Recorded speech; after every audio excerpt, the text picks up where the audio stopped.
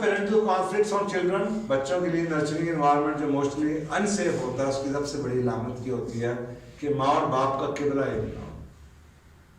हमें पता होना चाहिए कि अगर बच्चों के सामने माँ ने कुछ कह दिया, गलत भी कह दिया, तो उस वक्त चुप हो जाओ।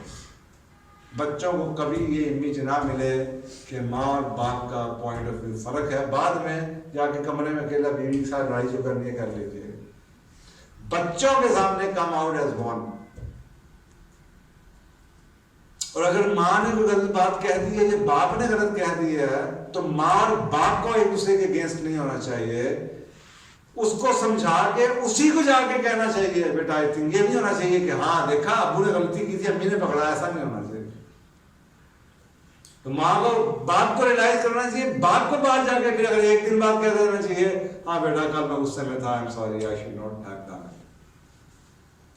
तो ये emotionally safe environment.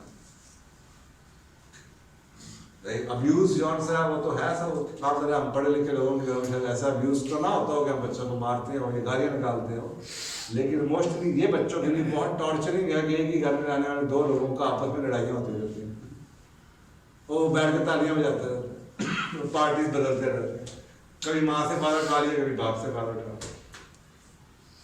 Never do that.